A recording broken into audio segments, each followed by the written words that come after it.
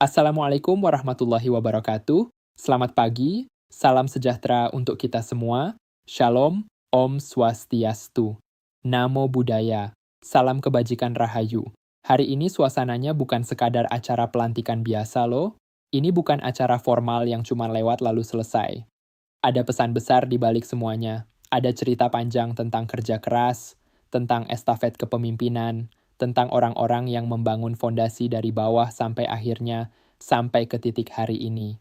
Jadi kalau kita ngomongin pelantikan, kita jangan cuma lihat siapa yang naik jabatan, tapi juga harus lihat apa yang sudah dibangun sebelumnya, siapa yang sudah menanam pondasinya, dan gimana tim yang lama itu membentuk arah yang sekarang sedang diteruskan.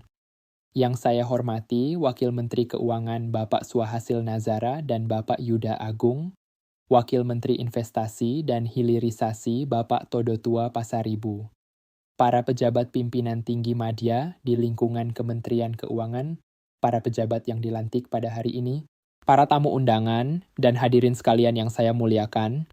Kalau bicara pelantikan hari ini, kita nggak bisa cuma fokus ke depan saja, kita juga harus menoleh ke belakang sebentar, karena dari sanalah kita paham kenapa proses ini bisa sampai ke titik ini.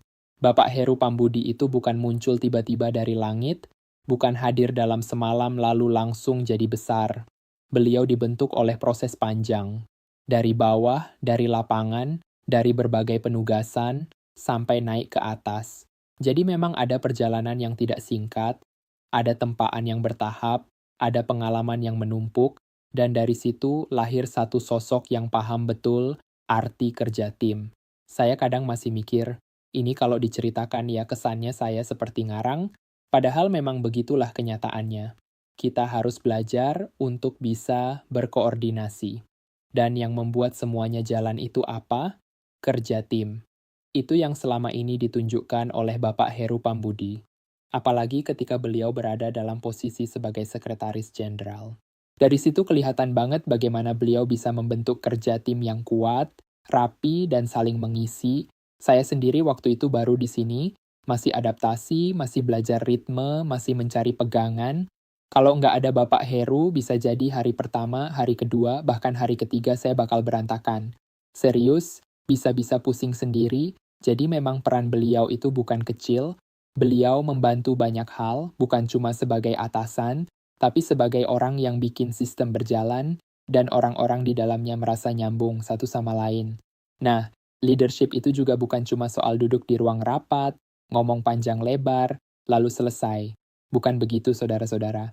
Kalau di ruang rapat, semua orang bisa ketawa-ketawa, bisa ngobrol santai, bisa kelihatan cair, tapi leadership yang sesungguhnya itu justru kelihatan setelah rapat selesai.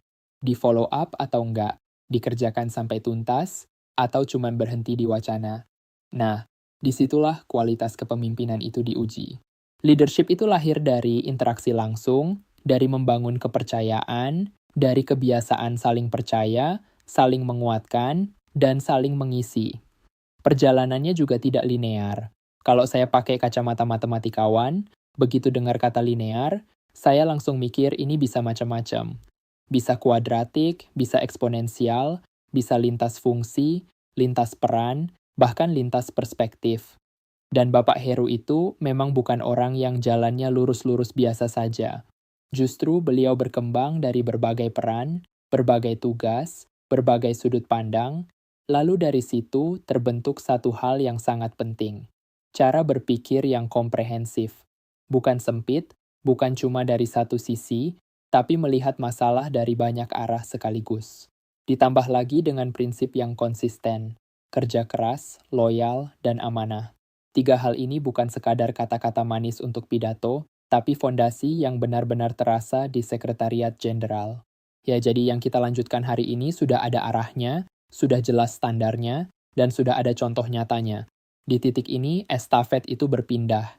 Dan estafet itu tidak bisa dipahami sebagai sekadar pindah orang dari satu kursi ke kursi lain. Bukan cuma itu. Estafet itu artinya memastikan kesinambungan kualitas. Artinya, yang lama sudah membangun, yang baru harus bisa meneruskan tanpa merusak ritme yang ada. Kalau saya melihatnya, ini bukan sekadar rotasi biasa. Ini proses yang normal, proses yang wajar, tapi tetap penting. Nanti Bapak Heru akan menempati posisi yang baru sesuai dengan perkembangan kondisi dalam beberapa bulan ke depan.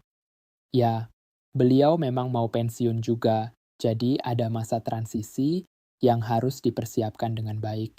Di saat yang sama, kita juga punya banyak posisi eselon 1 yang kosong, dan itu nanti bisa dimanfaatkan untuk pengisian orang-orang yang tepat.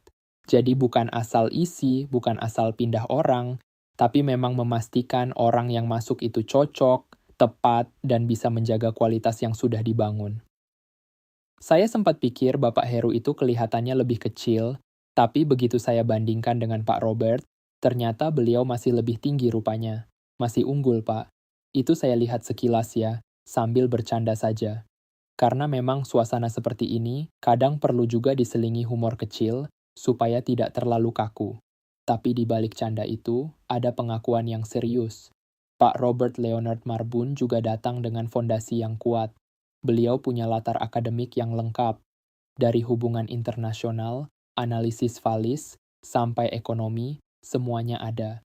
Jadi bukan orang yang datang tanpa bekal, justru beliau punya bekal yang cukup kuat dari sisi keilmuan. Kalau dari sisi karier juga sama, beliau pernah di pengawasan dan penegakan hukum, pernah memimpin wilayah, pernah berada di fungsi internasional, pernah juga masuk ke kebijakan penerimaan negara. Jadi kalau kita lihat, ini kombinasi yang lengkap. Pengalaman lapangan, pengalaman kebijakan, dan kemampuan koordinasi.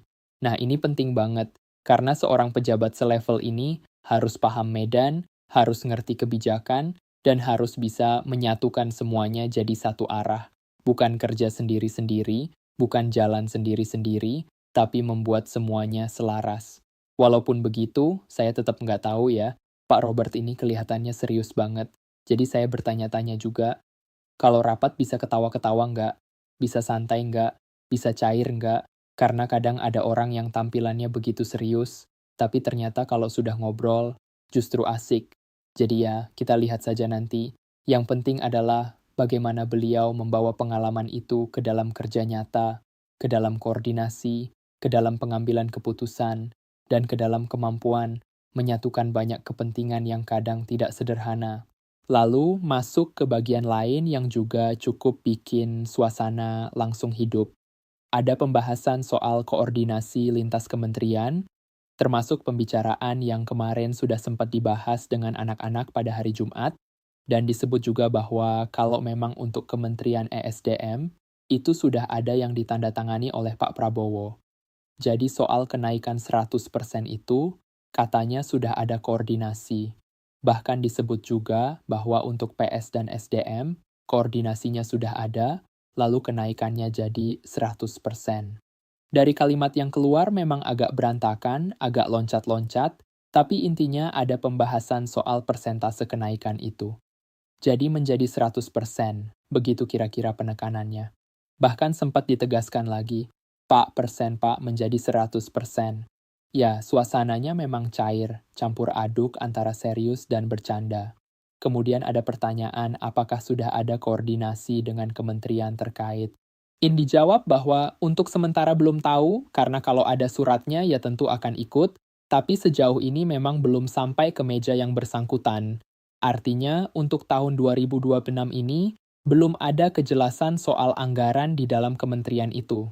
Anggarannya belum ada semua katanya, tapi untuk SDM seperti apa masih belum bisa dipastikan.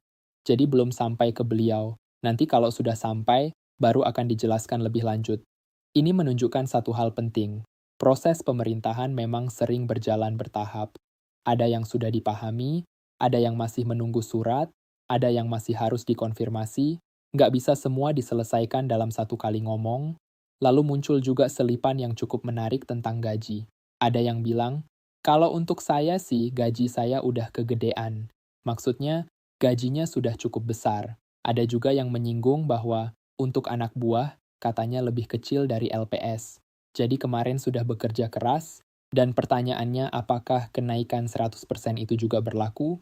Suasananya jadi kayak obrolan santai, tapi sebenarnya sedang mengarah ke isu yang serius.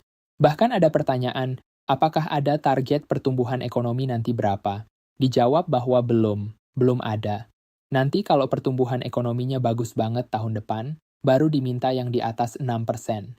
Baru setelah itu, katanya, baru 100%. Jadi, logikanya, kalau kinerja ekonomi naik, permintaan kenaikan juga bisa dibicarakan. Begitulah kira-kira gaya obrolannya, campuran antara candaan, sindiran halus, dan pesan kerja keras. Lalu ada lagi pertanyaan soal kenaikan gaji pensiun. Ini juga sempat muncul. Dijawab bahwa beliau belum tahu, nanti akan didiskusikan dulu sama teman-teman di kantor.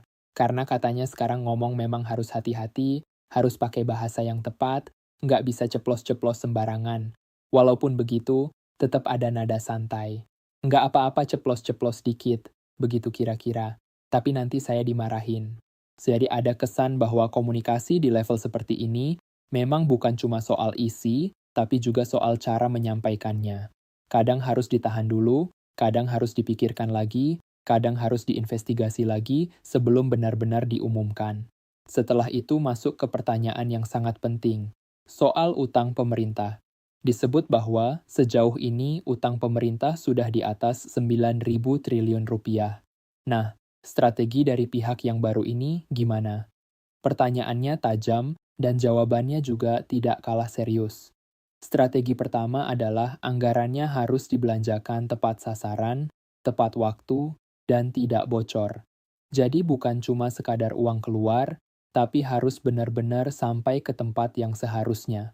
Harus dioptimalkan dampaknya ke perekonomian. Kalau anggaran dijalankan dengan disiplin dan tepat, harapannya pertumbuhan ekonomi bisa lebih cepat. Kalau ekonomi tumbuh lebih cepat, pajak juga akan makin besar. Dari situ income negara naik dan defisit bisa ditekan. Iya, jadi bukan cuma memotong di satu titik, tapi memperkuat dari sisi pertumbuhan dan penerimaan. Kedepan katanya beliau belum tahu apakah ekonomi bisa tumbuh lebih cepat lagi. Tapi seharusnya dengan perbaikan di sektor penerimaan, cukai, dan juga pajak-pajak lainnya, bisa ada perbaikan di tax to GDP ratio. Kalau sektor real berjalan bagus, seperti yang didesain, meskipun tidak langsung sekarang, mungkin dalam beberapa bulan ke depan, maka tax ratio itu seharusnya bisa naik hampir 12,5 sampai 1%. Nah, ini akan berhubungan dengan tambahan minimal 100 triliun rupiah dari sisi pajak. Jadi harapannya memang sektor-sektor ekonomi bisa tumbuh, terutama dengan ekspor. Itulah kenapa beliau keliling ke sana kemari, memastikan hambatan-hambatan di sektor real bisa berkurang secara signifikan. Bukan sekadar jalan-jalan, bukan sekadar datang lalu foto, tapi memang untuk memastikan masalah di lapangan itu benar-benar diurai. Ya, beliau juga bilang, kalau dirinya ke sana kemari, bukan berarti tidak ada kerjaan. Justru itu dilakukan karena beliau bertaruh pada pertumbuhan ekonomi triwulan ini. Setidaknya laju pertumbuhan ekonomi harus lebih cepat dibanding triwulan-triwulan sebelumnya, jadi targetnya di atas 5%. Kalau bisa, syukur-syukur di atas itu. Kalau nanti lebih bagus lagi, ya tentu makin baik.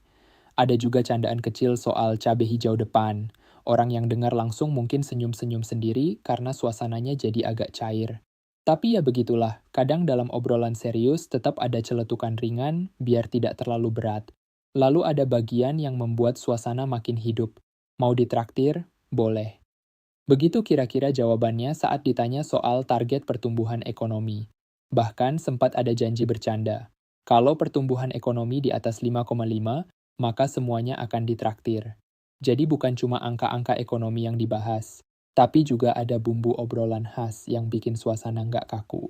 Asumsi cabai hijau lagi, Pak. Begitu katanya. Murah ya. Terserah mau yang mana. Kalimat-kalimat seperti ini memperlihatkan bahwa di balik pembahasan yang berat, tetap ada ruang untuk humor dan keakraban. Kalau kita tarik benang merah dari semua cerita ini, sebenarnya ada satu pesan besar yang ingin disampaikan. Kerja pemerintahan itu harus berkesinambungan. Tidak boleh putus di tengah jalan. Yang lama membangun fondasi, yang baru harus melanjutkan dengan standar yang sama atau bahkan lebih baik. Itulah makna estafet kepemimpinan.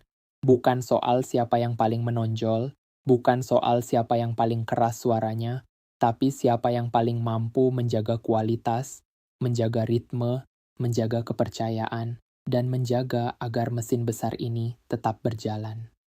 Bapak Heru Pambudi sudah menunjukkan hal itu dengan sangat jelas. Beliau membangun kerja tim, membentuk budaya koordinasi, dan meninggalkan fondasi yang kuat. Itu sebabnya ketika estafet berpindah, tidak ada kekosongan yang mengganggu. Sebaliknya, yang ada adalah kesinambungan. Sementara Pak Robert Leonard Marbun datang dengan bekal yang tak kalah kuat. Latar belakang akademik, pengalaman lapangan, pengalaman internasional, pengalaman di penegakan hukum, semuanya jadi modal untuk membawa amanah yang baru.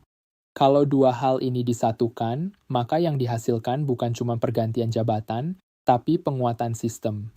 Dan di tengah semua itu, ada juga pembicaraan soal anggaran, soal 2026, soal koordinasi antar kementerian, soal kenaikan 100%, soal gaji, soal pensiun, soal utang negara, soal tax ratio, soal pertumbuhan ekonomi, soal efisiensi belanja, soal hilirisasi, soal hambatan sektor real, sampai soal target di atas 5%. Semua itu saling berkaitan.